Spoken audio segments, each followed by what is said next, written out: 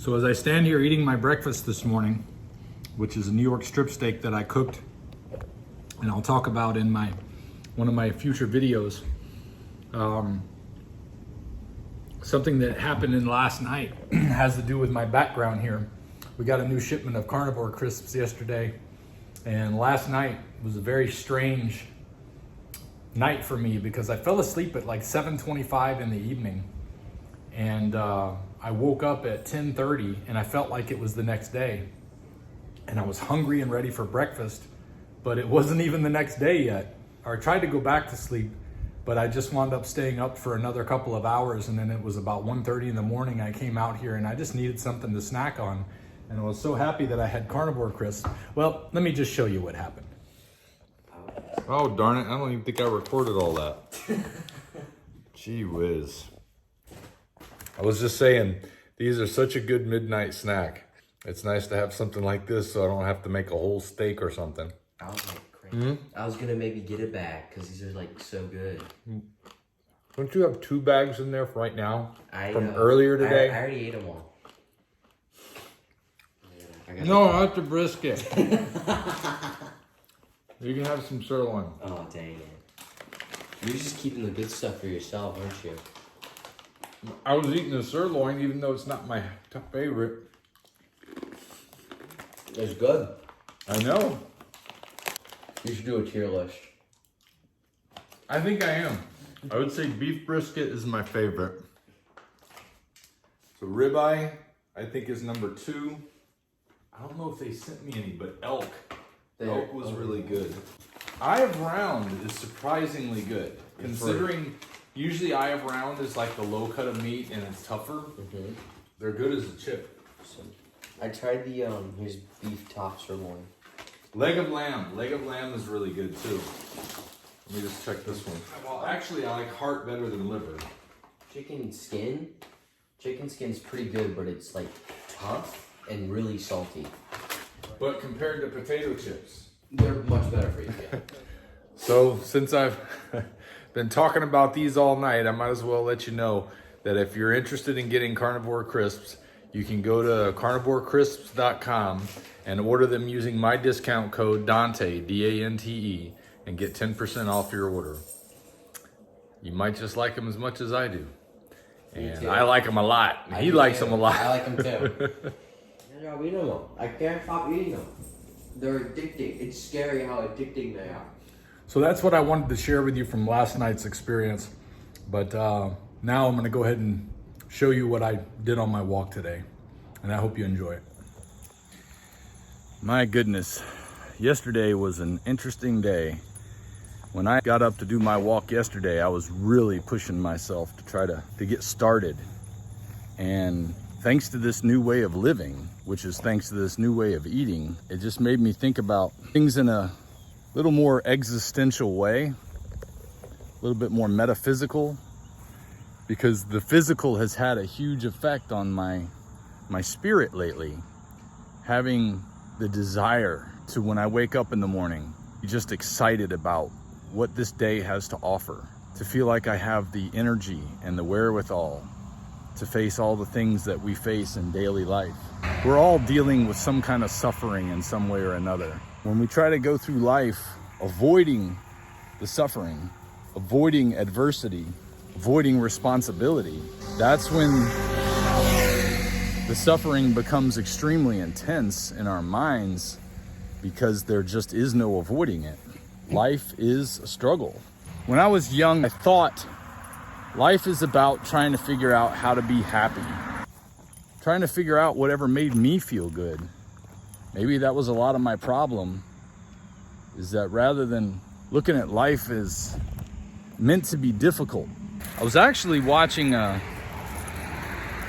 something where John Voight was talking on television to somebody about some things in his life and how he was at a really low point. And I think we can all identify with that low point in life, is that when he was just trying to beg God to ask him why it's so hard, to tell it, for God to let him know how to not have it be so hard. And he felt like there was a voice that told him it's supposed to be hard. And a big part of when I heard John say that was me realizing, yeah, it's supposed to be hard. And if you're trying to avoid acknowledging that life is difficult, it's going to be more difficult because you're avoiding reality. And when you wake up in the morning and realize life is supposed to be difficult, and we need to be prepared for it. We need to be prepared to take it on. But by the way, there's the new RV.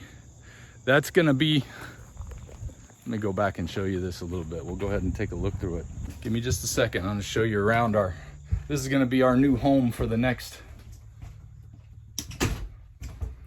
several months at least. Where's the rest of the lights in this thing? I don't know how to turn on the lights.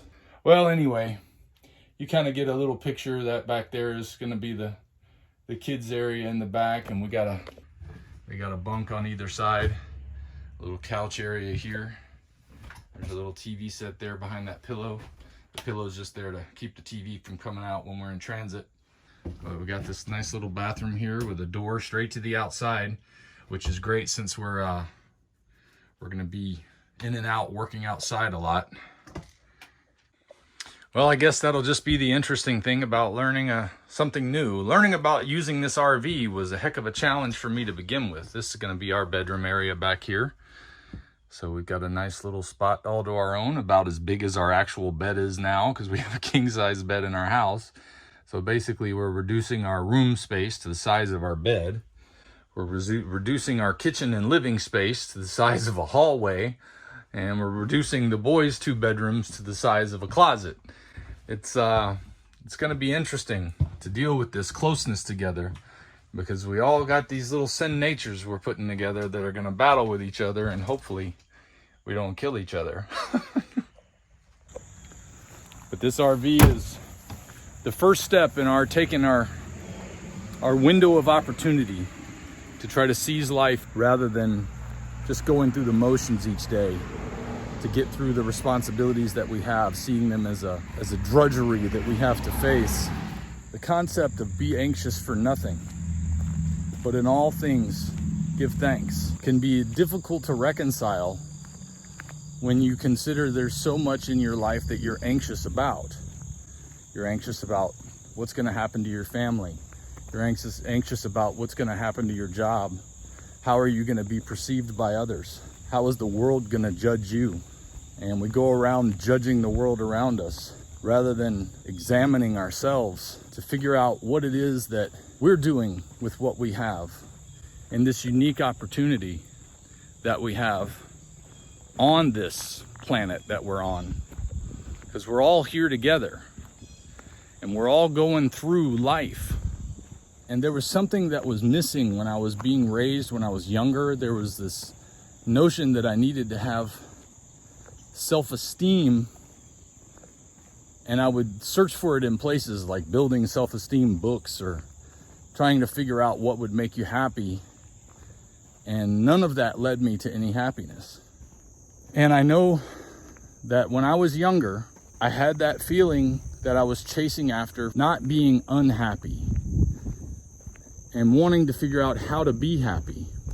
And most of the time I found that when I would search for things that would satisfy my physical desires and my impulses, the part of me that just wants to please itself, that I rarely found any actual happiness.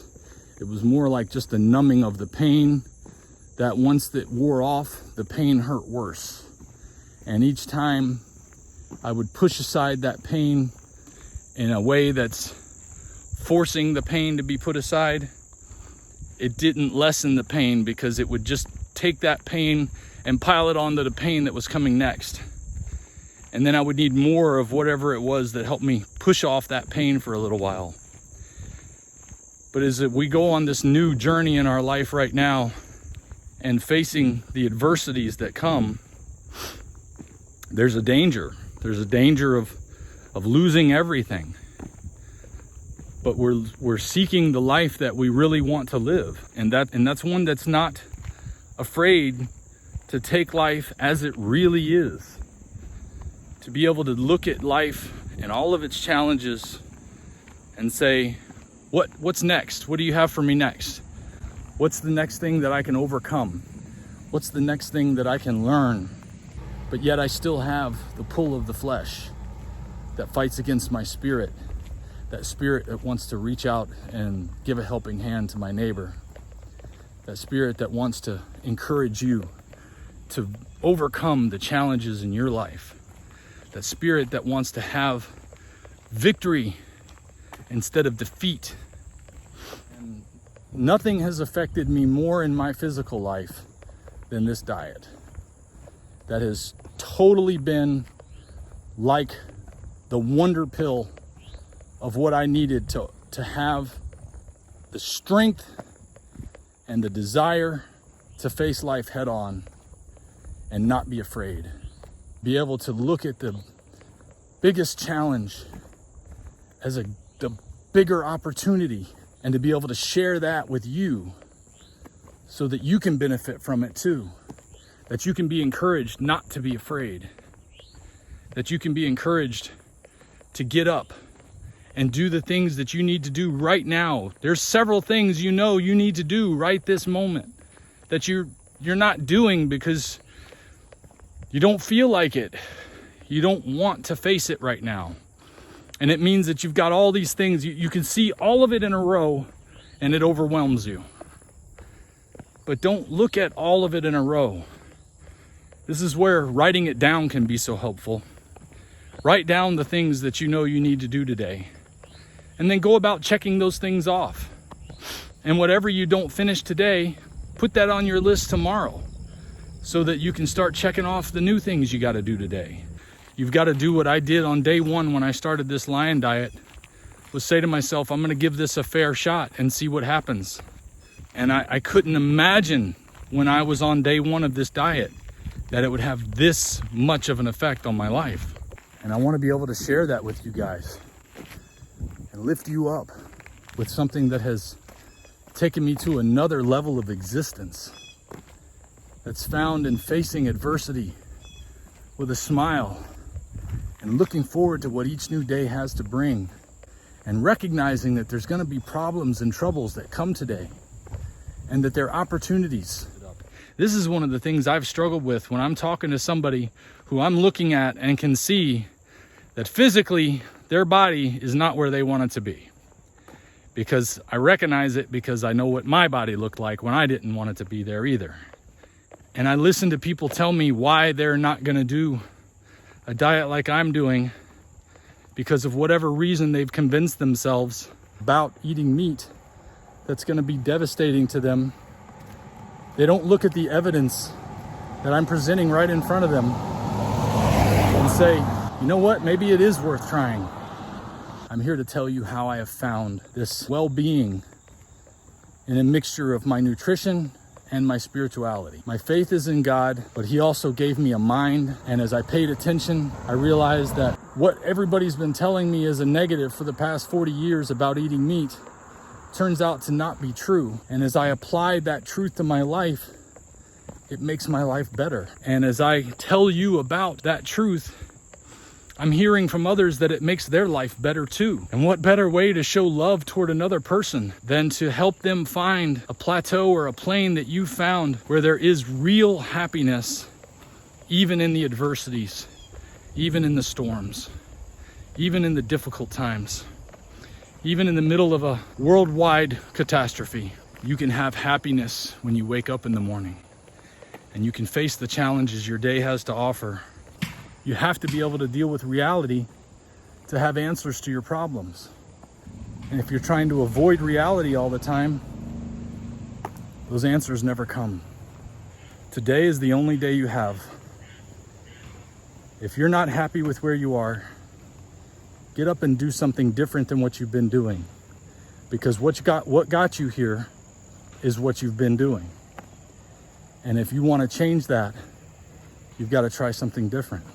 And there's not much more different that I could talk about that I've done in the past 10 years, other than this diet that has had such a big change. And then when you start to want to know deeper questions about life, search for truth.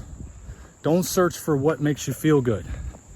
Don't search for something that just gives you temporary relief from a problem because of an emotional high or a feeling. Search for what is real and true, and you will find it. It's just we've got to choose to seek. We've got to choose to seek truth. And the lie that has been told about nutrition for the past 40 years has done us a lot of detriment. Well, I hope this motivates you today. Whew. Man, what a walk. I'll see you tomorrow. Have a great one.